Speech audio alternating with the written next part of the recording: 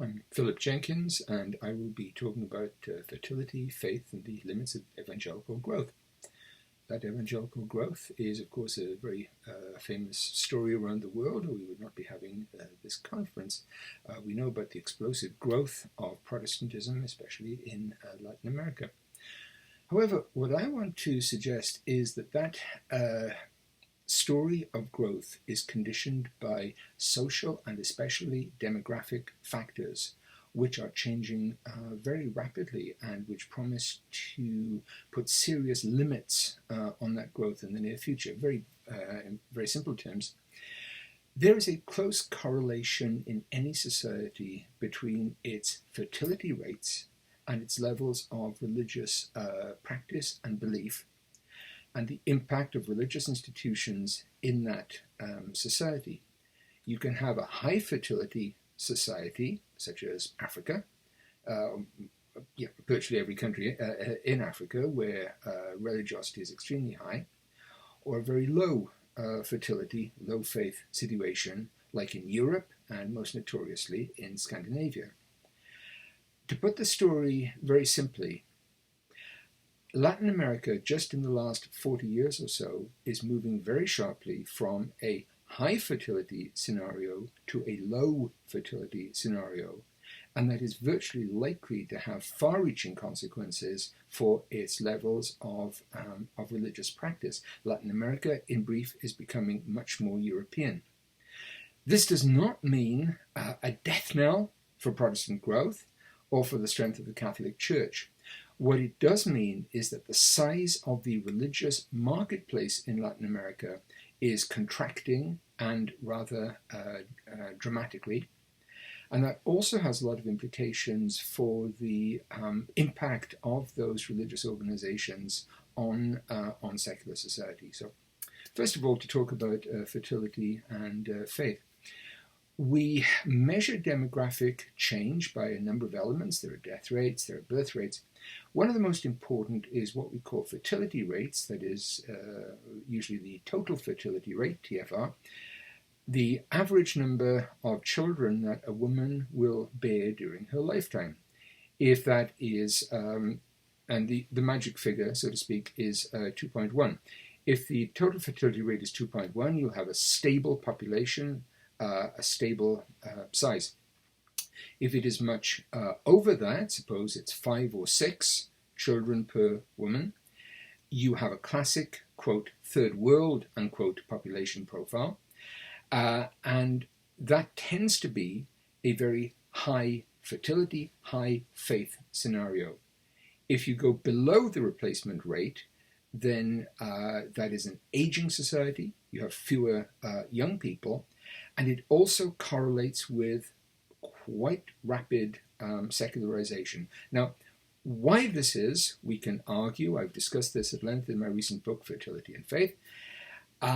It might be that the secular trend drives smaller families.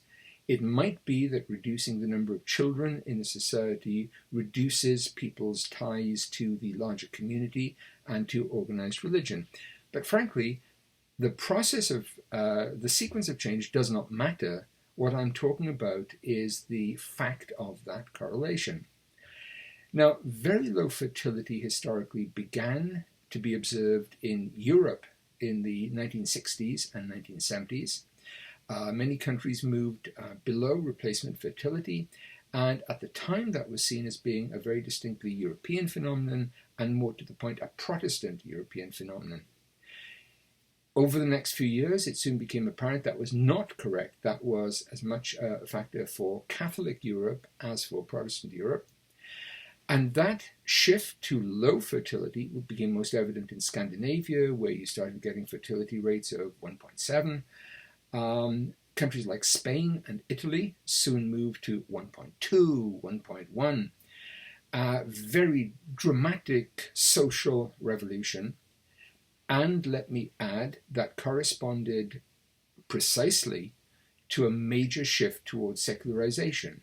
Adherence to religious institutions more or less collapsed across much of the continent, And that change was reflected in the growth of social policies that churches tended to fight very strongly. Abortion, same-sex marriage, and assisted suicide.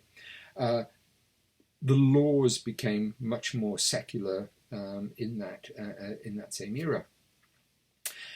At the time, as I said, that low fertility, low faith scenario appeared to be strictly European, but from the 1980s onwards, it spread not entirely worldwide, but to many other parts of the world, especially in East and Southeast Asia, and to Latin America. What appeared to be a Scandinavian situation soon became a very widespread situation around the world. Most dramatically in some Islamic countries like Iran, which moved to a very low fertility scenario. That's not the subject of what we're talking about today. Let's look at Latin America specifically. Historically, Latin America had spectacularly high fertility rates and very powerful population growth. During the 20th century, for example, the population of Brazil grew from 18 million to 170 million. The population of Mexico from 14 million to 100 million. Peru from 3 million to 27 million. We're talking about growth of 9-fold, 10-fold, spectacularly high fertility, commonly with fertility rates of perhaps 6 or 7 children per woman. That then changed very suddenly in the late 20th century, and the growth rates fell to replacement and then often to European rates. The most spectacular example was Uruguay, which was a very early arrival in the European system, with low fertility, and also Uruguay soon became one of the most secular countries in Latin America. One thing we have to be very careful of when we look at these fertility rates is you have an overall rate for the country, which might be, say, 2.2 children per woman. But within that society, there might be a very sharp divide between extremely low fertility and high fertility regions within one country. The great example is Mexico, which has a fertility rate a little above replacement. But that is an average, drawing some areas, very low fertility, the areas most affected by globalization, free trade agreements, tourism, and the more rural and traditional areas. So you have a quite high fertility in Oaxaca and Chiapas. But even there, the high fertility is only about 2.4, way, way below the 7.0 it would have been 50 years ago. And you might ask yourself, well, fine, what does this have to do with religion? Obviously, Latin America is not a secular society. It has very high numbers of Catholics. It has these expanding Pentecostal churches, all of which is correct. But besides those communities, it also has rapid growth in evidence of secularization, of secular communities, measured, for example, by what in the United States we call nuns, not N-U-N, but N-O-N-E. The people who, when they are asked in surveys, what is your religious affiliation, will say, none, I'm not connected to any religious tradition. I'm not Protestant, I'm not Catholic. Some of the best evidence of this comes from the Pew Research Foundation, carried out a major 2014 study. There's other more recent evidence. And this shows really startlingly high levels of nuns, of people of no affiliation, in particular countries. The Latin American average is about, 8%. In Chile, at that time, it was around 16%. But that Chilean figure has subsequently risen. These days, it's between 20 and 25%, equal to the United States. Or to put another way, probably today more Chileans are nuns than are evangelicals. Now, we can debate the exact numbers, but I think those are interesting. Uruguay, of course, is a very high society for non-religion. About 40% of the people claim no religious affiliation. But that pattern is spreading around the continent. It's remarkably high in some Central American and Caribbean nations. In Guatemala, interestingly, there are substantial numbers of nuns. You can also take it the other way, and you can ask people, does religion play a very important role in your life? And again, some of the countries that are lowest on this figure, no, religion is not very important to me. Chile, Uruguay, Argentina. Now, does this mean that Latin America is on the verge of becoming Denmark in terms of its religiosity? No, it does not. But it means that whenever you are discussing the impact of Catholicism, charismatic Catholicism, evangelicalism, Pentecostalism, you always have to build in that other secular element. And as that fertility figure, that for low fertility grows, so you must expect more secularization expressed in lack of interest in religious affairs, and also significantly in the impact of social policies of which churches traditionally disapprove. I mentioned same-sex marriage. I mentioned abortion. Same-sex marriage is a very interesting one. If you think a bit of it, the fertility shift is associated with different role of women, very obviously, women's access to education, to career opportunities. It's related to easy access to contraception. But the net effect of it is to create a disconnect between sexuality and reproduction. This makes it much easier for a society to be open-minded, to be accepting about forms of sexuality that are not linked to reproduction. Above all, that means same-sex relationships. Societies with sharply falling fertility tend to be much more tolerant of homosexuality and of the legal expressions of that, especially same-sex marriage. Again, if that is correct, then Latin America produces some very interesting examples. Several countries approved very liberal same-sex marriage laws, actually before the United States, which is interesting in terms of the very common stereotypes that exist in the United States of a conservative religious Latin America. Brazil, for example, Uruguay, of course. But an interesting example is Mexico, which approved different forms of same-sex union with a lot of local option, local decision. And again, if you want to see the areas of the states of Mexico that are more liberal on this, then if you just draw up a chart of the fertility rates, you'll have a pretty reliable guide.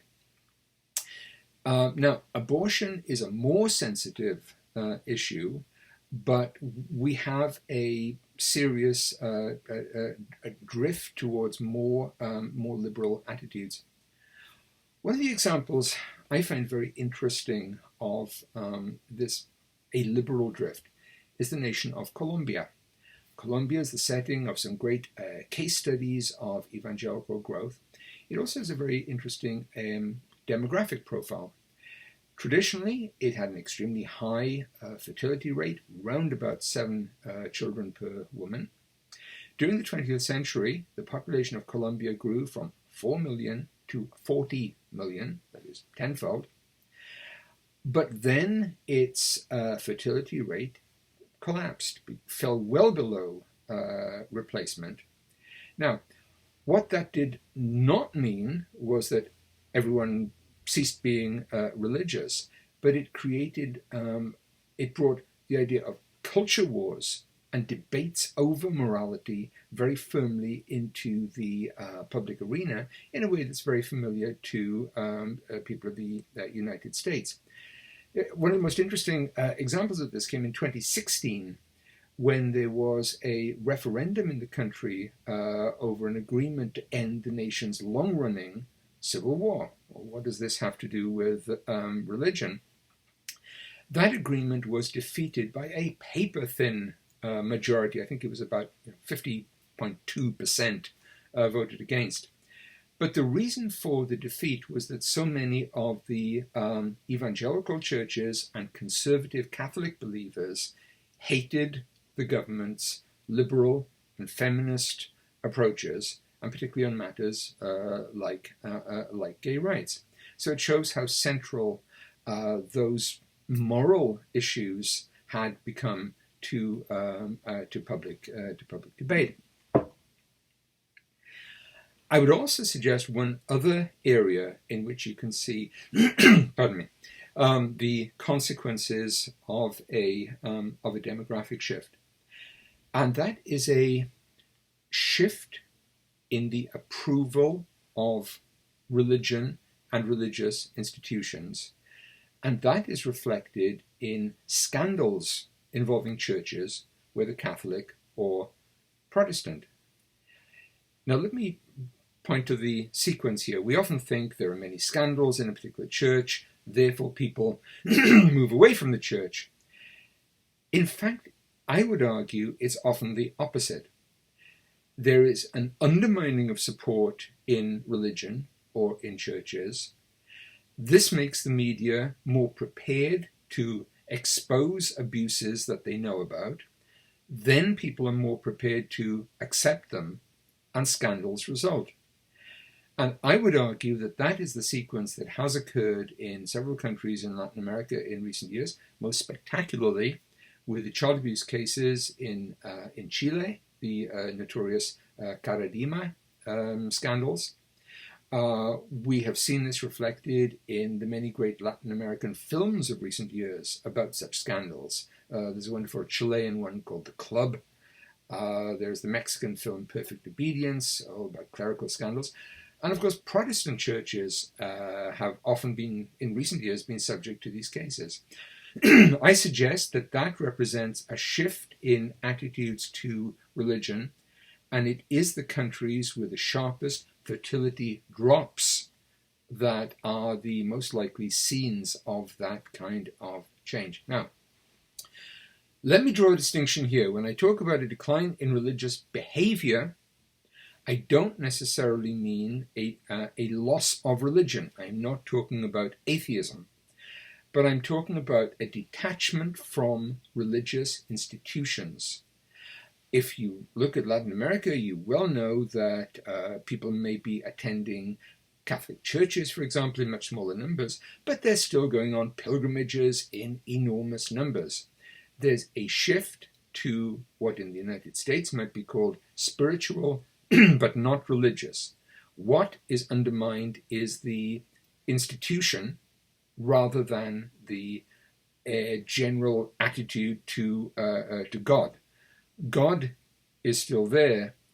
His servants are not so appreciated or beloved, and that's the change. So what I'm suggesting is this. Firstly, whenever you discuss Protestantism, Protestant growth in a particular country, always begin with the demographics, look at the total fertility rate. It will give you a wonderful guide to what to expect.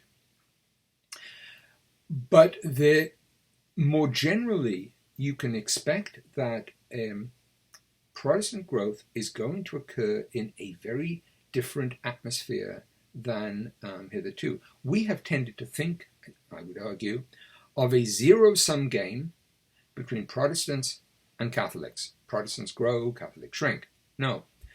Protestants and Catholics can both grow or fall. But the interesting category now is the secular people who are growing very fast, the nuns, and that creates a three-way political and cultural debate of a kind that really is new and distinctive very recently in Latin America. And I suppose if I was asking a single question here, it would be this.